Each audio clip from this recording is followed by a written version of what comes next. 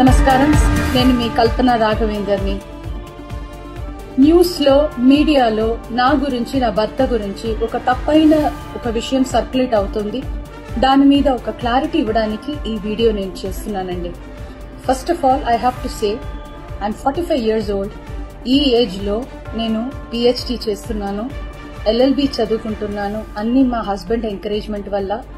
So చాలా విషయాలు చేస్తున్నాను. And for today's musical industry I'm trying to update my self. I'm trying to do different kinds of concerts. ఇవి అన్ని stress వల్ల నాకు అసలు నిద్ర పడట్లేదు. చాలా సంవత్సరాలు నిద్ర రాకుండా కష్టపడుతున్నాను.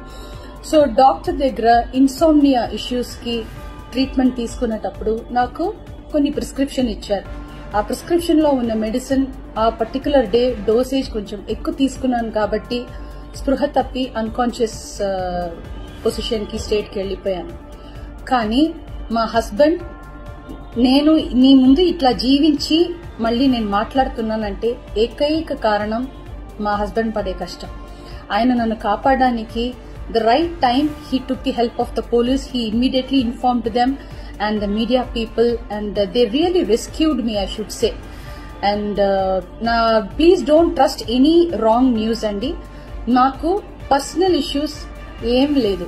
దేవుడి దయ వల్ల the best thing that has happened to me is my husband Prasad Prabhakar. I am so blessed to have him in my life, and the next best thing is my daughter Daya Prasad.